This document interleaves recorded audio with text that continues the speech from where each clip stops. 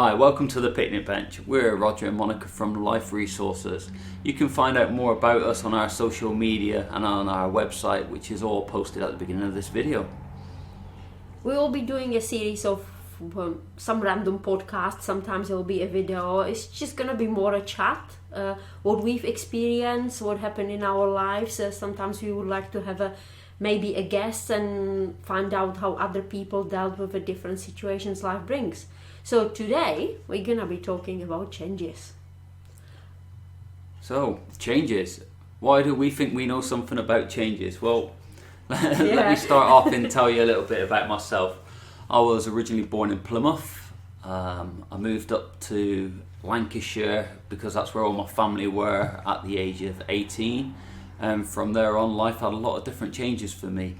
At the age of 25, after going through a lot of different changes then, I decided, I've had enough, and I would have attempted suicide, which obviously failed because I'm here now. From there on in, I packed my bags and went travelling. I got interested in the mind, and from that, it's now 2019. This happened in 2001. And I've started doing NLP quite a bit and making as many changes in my life to help myself. So what about you, Mon? Pretty much a long story, really. I mean, being brought up in communism, and still remember quite a bit of the communism because it changed when I was 18. So I still remember quite a lot. Packing my bag and going to Israel. Leaving the country, which was another quite a cultural, religious shock.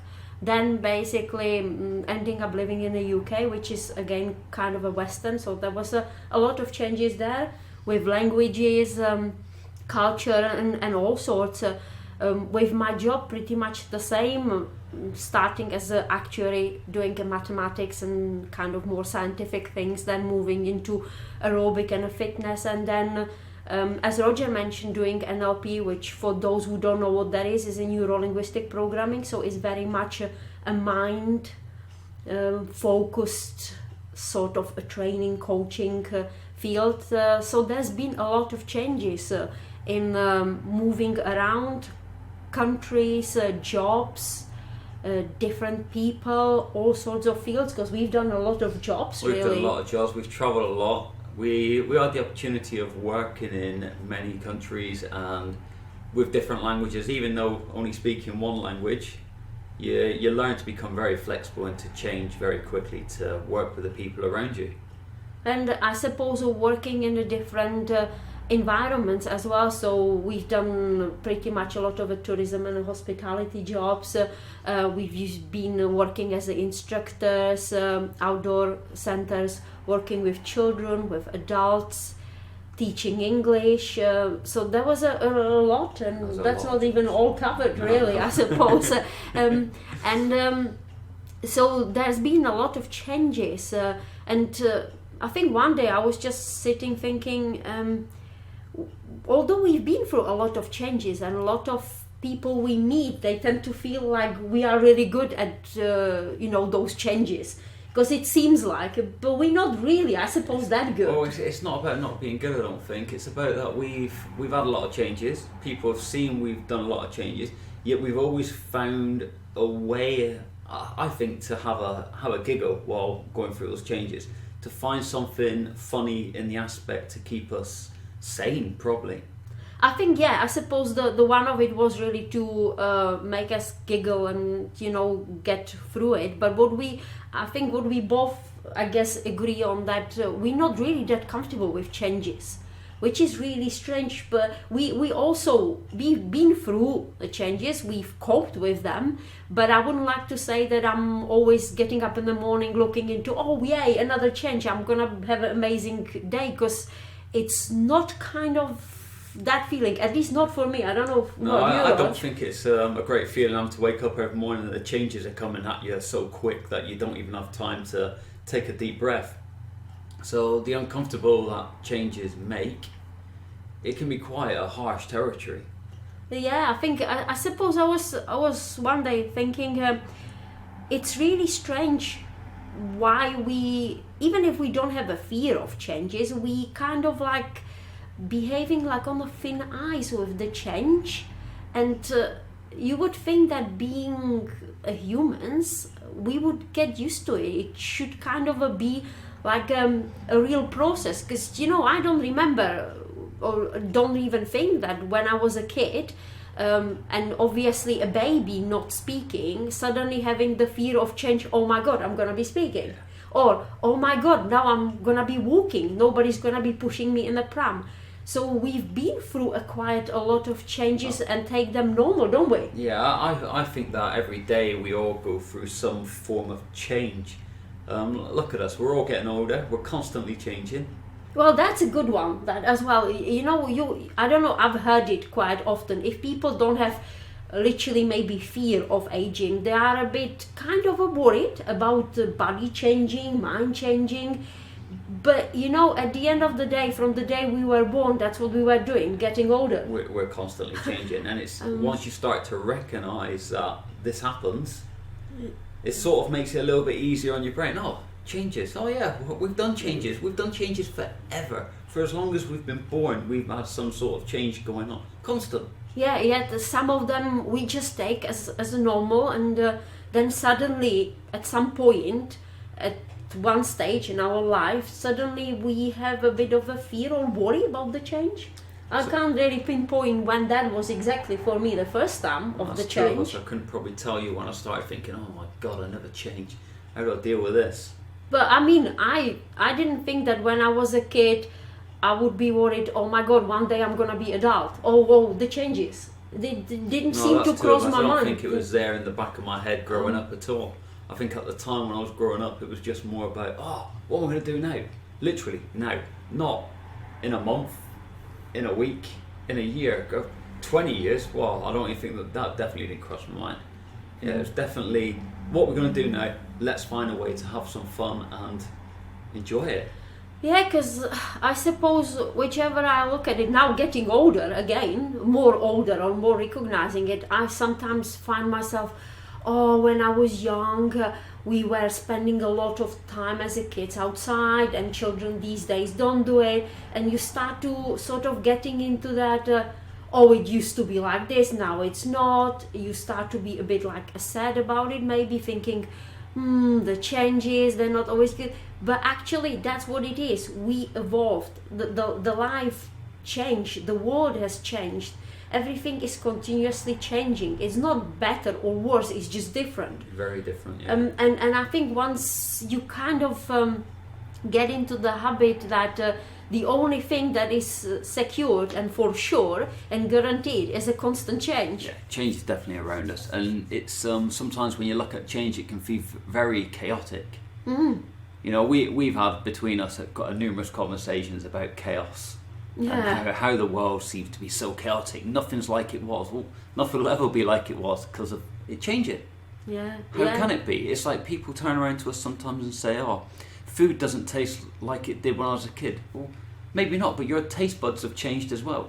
Your taste buds aren't like they were when you were a kid. You've drank coffee, tea for however many years, and whatever else you've had has changed your taste buds. Well, I suppose with the world changing so much, when I was a kid growing up in the communism, there were certain foods you would never really taste. It was just the local food you would have. So obviously, then going to having an opportunity to travel, meeting different people, and experiencing different things, it changes you. It's just inevitable. So your taste won't even be the same. Because the opportunities are just different. Everything seems to be different. I mean, I remember my grandma saying, I've never actually been to, because she was, brought up on a regional place, not in the capital. She's never been to Prague. And there were a lot of people who wouldn't even leave their village. And when they married within the friends and the people they knew. They went to school, maybe found the boyfriend. If they found a boyfriend or girlfriend from another village, that would be kind of a surprise. And now it's a cultural thing. I mean, I married British. Yeah, And that wasn't before even possible then, was it? no, if you look at the change in, like you're saying, of the landscape in that way, and the communities, you look at your community now. Your community's changed very much. The people around you have changed. There's so many different nationalities, and that brings so much different change to us. It's the way we deal with people on a daily basis. We have to be flexible with this. Yeah, well, I mean, even working in a tourism, before you could say you perhaps had the tourists from different parts of the country going to a more like the holiday resort. Then you suddenly had a people coming from within, let's say, Europe. Now you have a people going from farther and farther afield. They're bringing a different cultures and different habits. So it's all changing, and you've got to kind of a change because it's something you've not experienced, yet you learn to deal with it. So it's working out how you deal with the change. For myself, I think like I was saying before, I look for a point where I can find something to laugh at. And I think that's quite important to me in times of extreme change, that I need to find some point in it where it's just like, this is actually quite funny. This change that's going on, I didn't expect it. It's blown me out of the water. I'll explain by saying that at one stage we were working down in the south of France. Yeah. We decided that the company we were working for, they weren't a fit for us. Well, maybe not the company. The people that manage it weren't a fit for us. Yeah, they were kind of really strange. So they were different to us. Yeah, they were different to us, and or as we say around here, not my cup of tea. Yeah, kind of. So we decided that we would leave this company, and the following day, and being in the south of France, we had 300-400 quid in our pocket, was it? Yeah, if Something that, yeah. And we didn't have a job lined up or anything. No, so we used what skills we had at the time, and that was to, right, let's go into the local town, let's find a hotel for the evening, and following day we would start to make phone calls to any companies that were operating down in this part of the country, or France alone, because we could get about on trains, we had enough to do this. And we would make the best of this change and find a way to have a giggle. Thinking about it now you've mentioned that is a kind of a pattern. Maybe what we would say how we've dealt with it. It seems to be really overwhelming because suddenly you are in a different country, you don't really have that much money, you need to think, are you going back or what you're going to do? You don't have a job, don't have the contacts. So I think you need to start somewhere. I think our first step was we're going to find somewhere to sleep for a night. Yeah, if you look at it, we went up the Maslow pyramid, didn't we? Basically, yeah. If some of you don't know what the Maslow pyramid is, just Google it. It's probably the best option. Yeah, it's like you covered your basic needs. So first was, I think for us it was a hotel. Then we were thinking we better get some food, and then it's suddenly started to work. Then we sat on the beach. Basically, at that time we've got a rum. Although we were not really drinking much, we got a rum, and we were drinking just a little bit. We were not drunk, but we were just sitting there and put everything into a perspective. Sitting on the beach, wasn't it? It was a cold, but it was because it was early in March. I think it wasn't it? Yeah, it was a bit of chill coming in.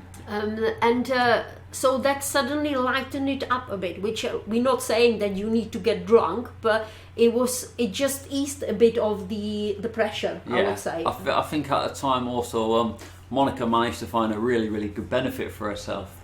So as we were down there was this procession on that while working for the company we wouldn't have been able to go and see.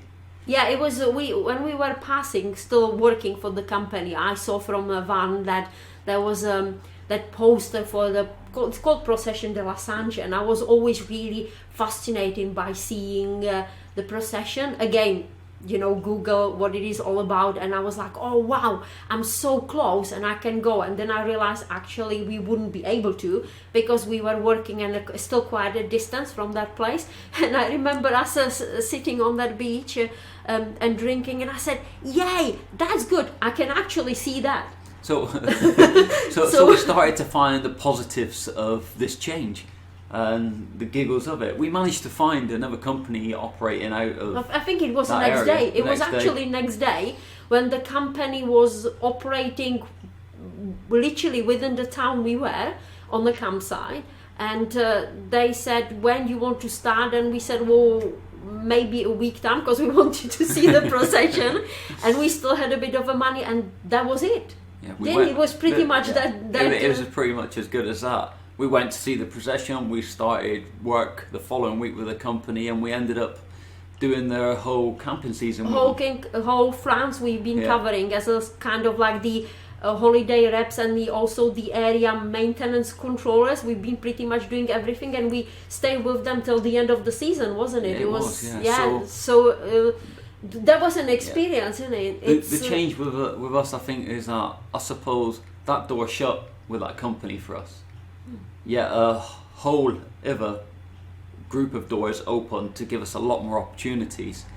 We had the opportunity to, like I said, go and see that procession, and that was amazing. And still glad that we've actually managed to see it. We had the opportunity of seeing a lot of France, because the company we were originally going to work for, we would have just been based in one place. This other company said, we need you up here, over there, and we spent 8 months? 9 months almost. Just travelling around France, working. So it was. I think what we sort of saying. I can't really say that because we've relaxed. It gave us that opportunity, but it seemed to kind of work for us. Yeah, I think so. I think it worked for us. I think we found a way to enjoy the change. And I think that was probably the big thing, is learning that change doesn't have to be difficult. It can actually be an enjoyment if you get your mindset in the right place. And that mindset of, do you know what? Change is going to happen. It's going to happen. It's always happened. And as long as you're learning to accept that change will happen and start to embrace it rather than fight against it. Yeah, I think that's what it is. Although we understand that sometimes it's very difficult. We've also been through a quiet and not so great experience trying to teach in China. Yeah. And that was that's when we were more. This seemed to be more fun if you think about it. France is not that far. China costed us a lot of money. We took a different jobs to save the money to be able to do it, and then. I think the story was we've ended up in a locked, confined sort of area when we couldn't really leave our apartment, only if the school will take us. We couldn't even open the door if somebody knocked on it. We were warned it wasn't safe. So for us, I think going to teach to China was to experience the culture and not actually being locked and worried. And after it took us altogether 5 days travel there and back when we made the decision that we can't possibly stay, and there was a situation, without exaggeration, that we didn't think we would actually make it.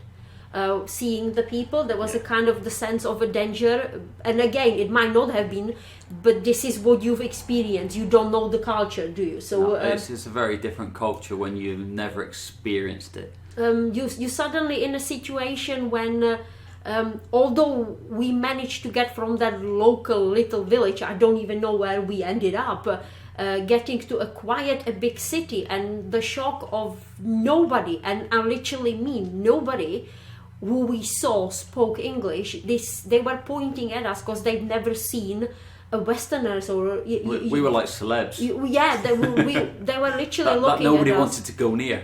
and then we were thinking, well, we get the money from the bank to pay for a ticket to get to Beijing, and we struggled to find a bank where we could actually get the money from, because we had the money and we couldn't do anything because the banks wouldn't work until I think recently. So there were stages. What we're trying to say that sometimes it can be a very difficult, and I think again the China for us, from the moment when we decided we're leaving, we then set into breaking it step by step. So our first step was to get out of the village to the closest town. Then from the town it was basically getting to the train station, which was a challenge itself, finding water and food, which we didn't manage. I would like to say that we've managed to get water. We didn't have that much money for food, but when we got the water, we didn't realize we bought the water, and then we've noticed that it's been actually pre-opened and it was a mud print around the lid, basically, so we couldn't really we decided we can't risk it. So we went pretty much a whole day without any water. Because which we didn't know, we spent about 16 hours on that train when there was all sorts fighting and different things and going on. But again, we were ticking the boxes. Even on that train, something did make us laugh. We had a Chinese gentleman who didn't speak any English, and he was trying to work out where we were from, as we were the only Westerners on the train. And he opened up a newspaper and he started pointing at writing and numbers on the page, and it was only because we looked at the TV before that at the time we knew how many Olympic gold medals England had got. Yeah, because we ended up being there when there was a Beijing Olympic Games, and before we were looking how many medals so we've realized we were UK was on the third place. So when he was looking at the a number, so we were like, we didn't know what it says, but we were just pointing, and he was like, oh wow. And he had a really great smile on his face. You could just see it all light up when he realised where we were from and that we understood something. And that was one of the highlights of the train journey. That was, yeah. And then I remember, obviously, finally, again with a lot of problems, managing to get the tickets, and then being on the plane, we were with some, I believe, some presenters and things, some celebs leaving the Olympic Games, because there was a last. It was the last day.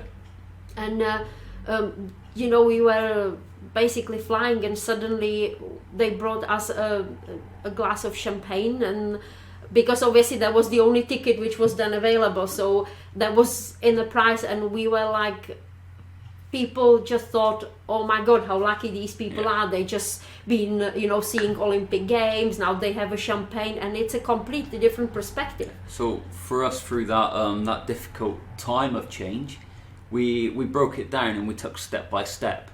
And again, we started to look for the stuff in it that made us smile. Yeah, basically I think so. Looking at that, I suppose it was ticking the boxes bit by bit, getting closer to get out of the situation, really. So I think, what would you say your little bit of advice around changes, Monica? Well, I think it's accepting that the changes will happen. I must confess in that I sometimes working on so much to avoid any changes, so I can have a little bit of the secure routine, because I've been through so many changes, so I'm kind of spending a lot of energies working on how I won't have to do the change. But unfortunately, I don't think I can beat that. I don't think I'm gonna achieve it, so it either knocks me easily or knocks me hard, and the change will have to happen. I think is take it step by step, because if you look at it as a whole change, it could be really overwhelming, and you can almost feel the panic of changing everything, because one little change can affect every area of your life. Yeah, it can kick in really. Yeah. And you can only, I think, sitting there thinking, well, what it could be, what you can giggle about, and sometimes, don't get me wrong, it's not gonna be that obvious. It might just literally be that, us leaving a Beijing, like, oh look, there is a Great Wall of China. I didn't manage to see it, but I saw it from the plane, so it was amazing, right? So little silly things like this. I think that's one of the big secrets of dealing with change. It's looking for those little things that can make you smile, make you giggle. I think by doing that, again, it changes you slightly, changes the way you see the change. And I think I would say as well, I don't know how about you, Rog, but for me it's knowing when the change is inevitable, really. Yeah. Because I remember, sometimes it goes slowly. I remember for myself, it was some feeling which is kind of really hard to explain when I was in Czech Republic, and it got that feeling that suddenly I felt like a foreigner in my own country. It's kind of really hard to explain, and a lot of the people I meet, the old friends from Czech Republic, they kind of still don't understand, keep saying, don't you miss it? And it's very hard to explain that feeling, because if some of you might never experience that feeling, so you can't imagine what it is like. So for me it was, I just felt really foreign in my country. There was no links, and everything seemed to be fading a bit, any connections. And I remember sitting in the tram and saw the plane above my head flying, and I was like, oh wow, I wish I was on that plane. And it started to, and I sort of like ignored those signs for a little bit. And then I thought, no, I'm gonna go for this, I'm gonna put my energy into this. And all those projects kind of started to, I wouldn't say fail, but not actually catching. It was going nowhere. Until you just realize, I just got to face the fact that I just need to go. So I suppose that can be sometimes hard. Yeah, it's definitely, once you start to recognise it, it's time to start going with it rather than fighting against it. Yeah, well, what was that for you? I mean, Rog, how did you know, or you know that you've got to do something? I think, like I said before, my life, when after I attempted suicide, I come out the other side of it, and I knew somewhere that there was no way I would be able to go back into the way I was living. It just wouldn't have been acceptable to even, I think, my belief system, that a big change had just happened, and now I had to continue with that change and look for ways to move forward. I started to accept that change was always there. Yeah, I think, and it probably always will be, whether we want it or you know, we don't. But I guess that's what it is, really. Have laugh or find something to laugh about. I think that would be my main part of advice. Find something to laugh about when you're going through changes, and like Monica said before, accepting the change. It's gonna come.